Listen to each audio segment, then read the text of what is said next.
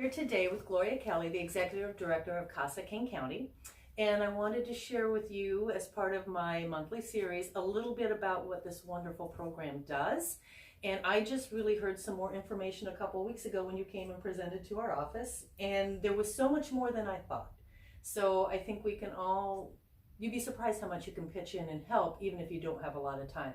So first question, Gloria, is tell me about your mission. What do you do here? So we are an organization that's been around now for 32 years, and we are one of 1,000 programs nationwide that obviously over 40 years ago, a gentleman named David Sukup, who was a judge, knew at the end of his court call there wasn't enough being done in the lives of foster care, and he was right. So what he did, this one person, as we always say, like one person can make a difference, started this great movement, began with a group of volunteers to get together and talk about what could community-minded citizens do to help improve the lives of children in the foster care that was over and beyond the system, the bureaucracy. Because as we all know, from even in the best of families, we all still need somebody. We need that person to be with us, to go through the tough times, the challenges, and we know that kids in the foster care system have that 10 times fold with so much more to deal with. And they need the consistency. They need consistency and permanency, and that's exactly what this organization and the other 999 out there do. They make sure that kids have consistency and there's a permanency goal to get them to a place that they can thrive. Yep. So then what, as a CASA volunteer, like as someone that's an advocate for the child and the system, what might they be expected to do? Yeah. So I love that, and I know that before I came in, you were talking to our director of training and education, Maha McDermott, who's just fantastic. She is. She's amazing. I know. So she's who we, I always say recruitment is an organizational-wide effort. So we all have responsibility to go out and talk about it. And so when you're ready, you come in and you do a general information meeting. It usually takes about a good hour. And then there's a lot of follow through up with her or some of our team members. When you're ready to take the plunge, you go through, we ask you to perform a background check, and you go through, again, a very extensive interview process. Because I can't stress this enough, it's not for everybody. And sometimes people think, oh, I know, and everybody has the heart of gold and they have the right intentions. But if, sometimes you're just not ready for it in your life. Because maybe you had so much trauma, and it will affect you. And it's separate, and that's what our team of professionals do. Okay. They do two people go in the interview, they talk it through, and again, the majority do go through, but there are some that don't. So when you're accepted, then you go through a 45 to 50 hour training. Okay. Yeah, so it's 45 to 50 hours, and when I stop in and out of talking with the CASAs during that time. And from the very first time I meet with them to the very end, they're like, I can't believe this. Like even professionals who are out there in the corporate America, they can't believe the level of training that is involved with our program. Wow. It's again, I can't even say it for words right now, as you can see. Exactly. But we went through a feasibility study to get in the court simulation and to bring in our case management training of our software. So it's not what I always refer to, it's not an ordinary volunteer experience, it's an extraordinary. Oh, I like how you put that. Yeah, because we have a huge impact. We do. Okay. You do. That makes a lot of sense.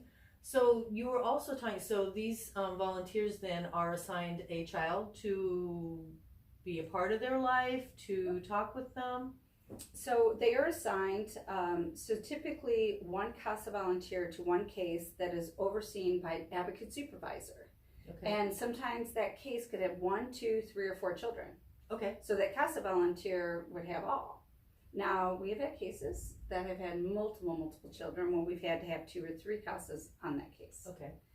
So because it's too, it's right. But then, as you can see, they have to perform visits. We make it's part of our expectations and our compliance, because it is our role and we take it very seriously as an officer of the court. That we have to do the visits with the child, we get to know them, we, think about it. So many people are in and out, it's like a revolving door in with children in the welfare. So what, again, puts us apart is that we take the time. We have the person that is designated because they have to make the visits every week. They have to interview the foster parents. They interview the teacher that's, had them for, a couple of years. They interview the medical professionals. They really dive deep. They do a little bit of their own investigation. Mm-hmm. And so we also pride ourselves on is that being appointed to 100%, we also have a report that we have to give to the judge. So that report that's written by the CASA mm-hmm. is given to the supervisor. They oversee it. They agree, yeah, absolutely, we've covered it.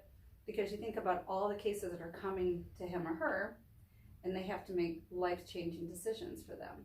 So they really count on that CASA report. Typically what we hear is that they read that report first over everything else. So, it really validates our important role. And then with having our GAL attorneys in abuse, neglect, and in probate, we have that, legal responsibility and partnership to triage, again, no other organization can do. Oh, that sounds wonderful. Yeah. Mm-hmm. So we're very fortunate and could not do it without these wonderful CASA volunteers. None of our CASAs stay, which is fantastic. Yeah, that's really good. Right? And it's a really good way to think about it. And then what we have probably on an average of 40 new CASA volunteers on average every year coming through the program. So they have to go, 40 to 60 now that I think about it. Because a lot of times, again, CASAs will come through 3 or 4 years to spend on a case. Mm-hmm. Some will want a second, some are like, you know what, I think I did my part and I'm so grateful. Or take for whatever reason. Yes. Okay. Mm-hmm. All right, that makes sense. Now, when you talked to us the other day, you were explaining that there are other ways you can also volunteer if you don't have the time commitment in your life right now to actually work one-on-one on a case. What other types of things can someone do? It's we love that. So we've expanded our role and resources because as we've grown, we have 21 full-time staff now that have to oversee and a lot of responsibility. And I'm telling you, I could probably bring on another 5. Right? Yeah, exactly. There's always something to be done. Yes. So we ask for people to come in and help us through our special events, manning a hole at the golf outing, coming in the night of the gala and helping us with the registration, being a greeter.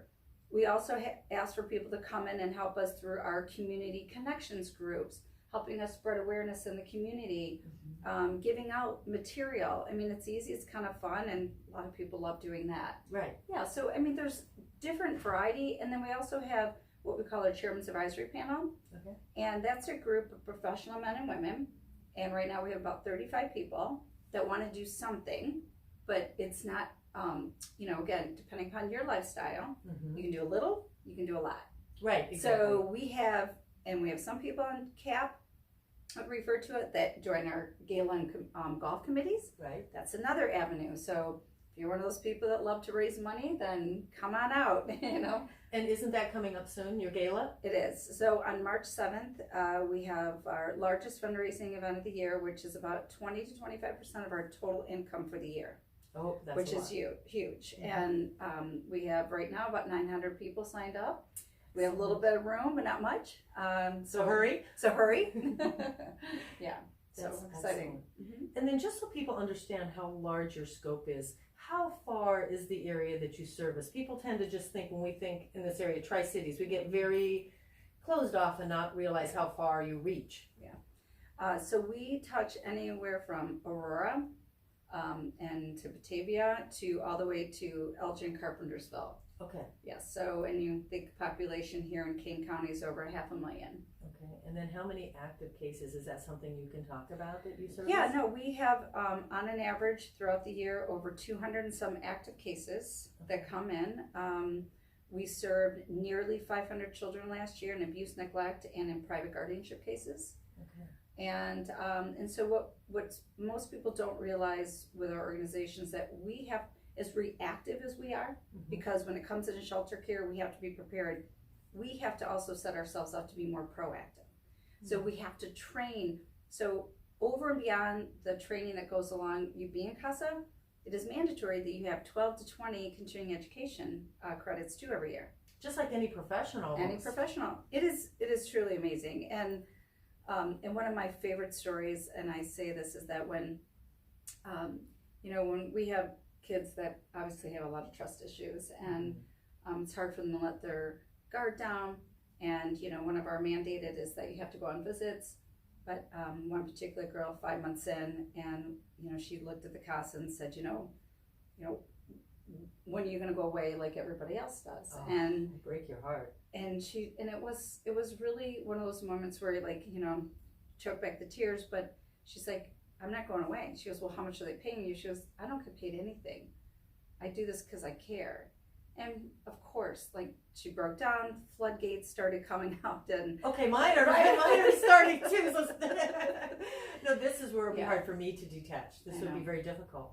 That's amazing. How, if someone is interested in volunteering for you, how would they start the process? Yeah. So go online to CasaKaneCounty.org, and there's multiple ways, and click, become a CASA volunteer or attend a general information meeting. Okay. So then at that point, you'll hear about how to be a CASA and or other opportunities that we were just talking about. That sounds wonderful. Yeah. Well, I hope that at least someone, if they're thinking about it, it's worth at least attending the general information meeting and helping however you can. Thank you, Vicki. Thank so you great. Thank you for all you do. I appreciate it. Thank you.